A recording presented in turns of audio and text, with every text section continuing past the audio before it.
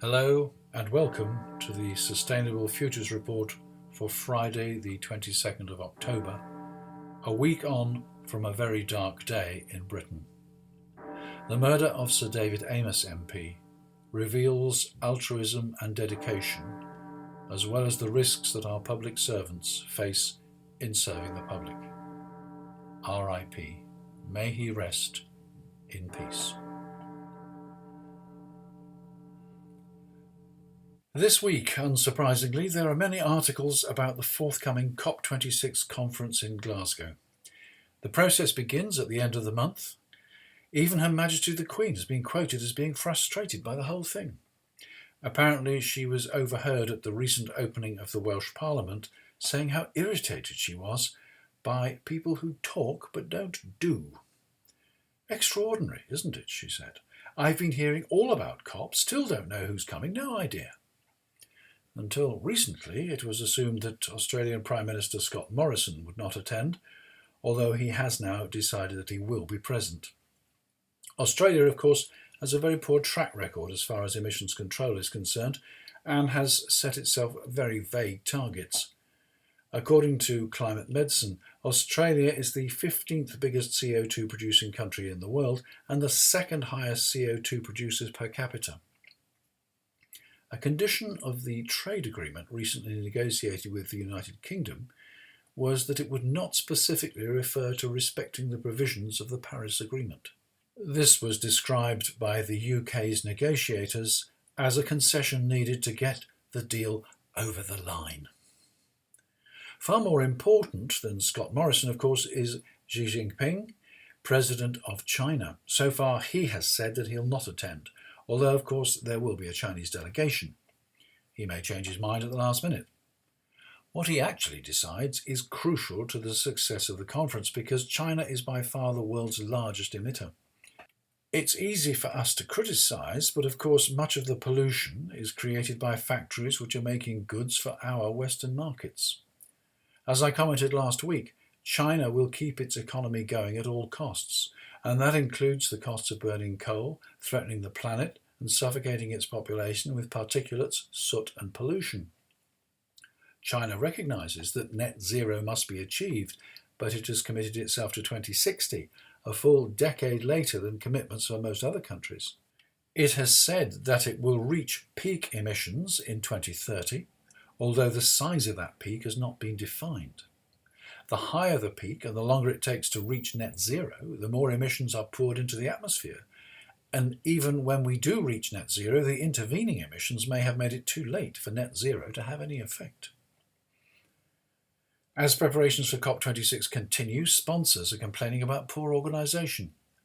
They claim that junior civil servants with limited experience are in charge of the arrangements and that some of the commitments offered to sponsors are not being recognised. Others point out that the event is not all about sponsors, it is about government commitments. To some extent, all major conferences like this rubber stamp sessions, following extensive diplomatic negotiations in the months leading up to the event. Alok Sharma, the conference chair, has been urgently visiting foreign capitals all over the world to inform, cajole and encourage governments to redouble their efforts to fulfil and go beyond the provisions of the Paris Agreement. There are plenty of naysayers, but let us recognise the crucial importance of COP26 and support anyone and everyone urging world governments to do the very, very best they can as quickly as they possibly can. As host country, the British government is showcasing green credentials. It is on the point of publishing its heat and buildings strategy, and it has already been revealed that from next spring, consumers will be able to apply for a £5,000 grant towards the installation of a heat pump to replace a gas boiler. As you might expect, activists were quick to condemn the policy, which they see as too little too late, pointing out that the funds allocated will be enough for 90,000 houses, whereas over 20 million homes will probably need to make the upgrade. The government's response is that the cost of heat pumps is expected to decline rapidly, making the subsidy unnecessary in the future. As a result of the parliamentary tributes paid to Sir David Amess, publication of the full document has been delayed. The government's net zero strategy is also expected in the next few days before the financial statement or budget, which the Chancellor will reveal next Wednesday the 27th. There's comment that the Chancellor is at odds with the Prime Minister and is sceptical, to a degree, of the benefits of investing in the transition to net zero. Some claim that this plays well, and to his advantage, with climate sceptics within the Conservative Party. If he does indeed restrict funds for investment in the transition, and does so for this reason, it's about as morally defensible as ignoring the Paris Agreement in order to close a trade deal. I reported last week that investors were removing Drax Power, which runs a major biomass-fuelled power station in North Yorkshire, from their list of sustainable investments. Apparently unaware of this, the Prime Minister is set to present 12 businesses from across the UK who will showcase their green technology and innovations at a global investment summit. One of the 12 is Drax Power. The Guardian reveals that Drax has now been dropped from the S&P Global Clean Energy Index amid reports that it is the most polluting site in the UK with a carbon footprint equivalent to that of Ghana. Insulate Britain has suspended its direct action, which has closed motorways to the intense frustration of motorists over the last few weeks. The point is that this non-violent action by a group which numbers less than 120 people has gained wide attention. No doubt they will be present at COP26, continuing to make the point that it's not about heating homes as much as about stopping our homes from leaking out expensive energy. When the heat and building strategy finally comes out, it'll be interesting to see what it says about insulation. And in other news, Earthshot. Much favourable comment about the Earthshot Prize following the first awards ceremony last weekend. The Earthshot Prize's name is a reference to the moonshot ambition of 1960s America, which saw then-President John F. Kennedy pledge to get a man on the moon within a decade. Each year for the next decade, the prize is awarding £1 million each to 5 projects that are working to find solutions to the planet's environmental problems. Prince William, Duke of Cambridge, is closely involved with Earthshot. Time is running out, he said. A decade doesn't seem long enough, but humankind has an outstanding record of being able to solve the unsolvable. Earlier this week, the Duke suggested that rather than the world's top minds setting their sights on space tourism, they should instead focus on saving the Earth.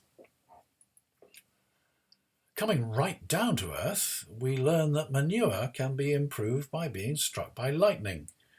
That makes a good headline, but in fact the story is about a process using artificial lightning or plasma to change the composition of manure. The result is an increase in available nitrogen in the product, which means that the processed manure has more benefits as a fertiliser than just as a soil structure improver. The process also removes ammonia and reduces carbon emissions. The key question is whether it's cost effective. Steel is widely used in the construction industry, particularly for the framework of high-rise buildings. The dilemma is that steelmaking is one of the industries with a major carbon footprint. It may be possible to reduce this by replacing coal in the process with hydrogen, but that leads to issues both with the production of green hydrogen and the cost of investment in new plants to work with hydrogen rather than coal.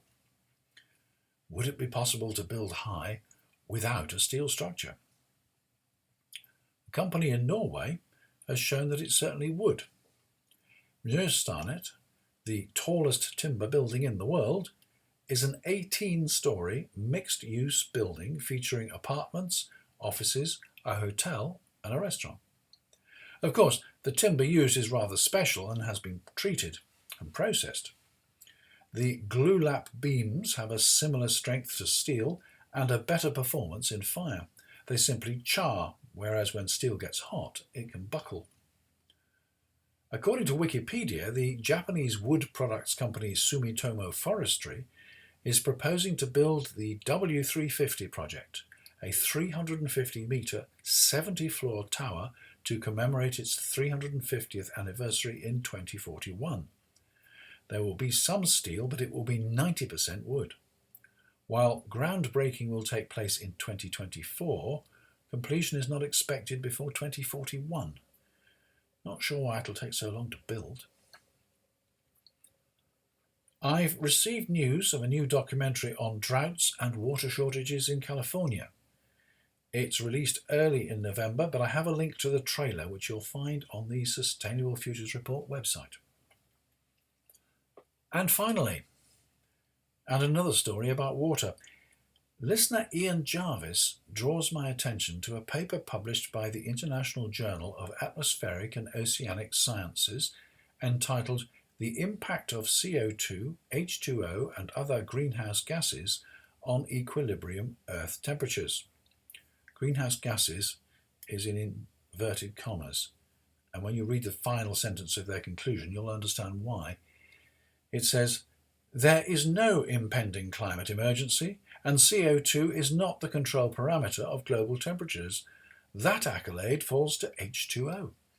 CO2 is simply the supporter of life on this planet as a result of the miracle of photosynthesis."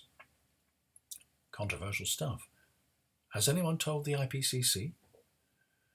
I don't know anything about the International Journal of Atmospheric and Oceanic Sciences, and I don't know whether the articles it publishes are peer-reviewed. I'm also not qualified to comment on the detailed and extensive calculations which the authors use to support their conclusions. Are you? There's a link, as always, on the Sustainable Futures Report website. Have a look and tell me what you think. That's it for another week. As I wrap this up, the government has just published its net zero strategy. No time for review, I'm afraid. I'll have to cover it in future. That may not be until the 5th of November. It's half term, and family commitments mean I shall be hard pressed to get an episode out. However, next Wednesday you can hear my interview with Ori Ben-Ner about managing irrigation with artificial intelligence, and you've already had my Ecosia interview earlier this week. I've already recorded a further interview which will go out on the 3rd of November. I know that I'm producing more and more material, but I'm trying to make episodes shorter so they're easier to handle. If only so many things would just stop happening. I'm Anthony Day. That was the Sustainable Futures Report. Until next time.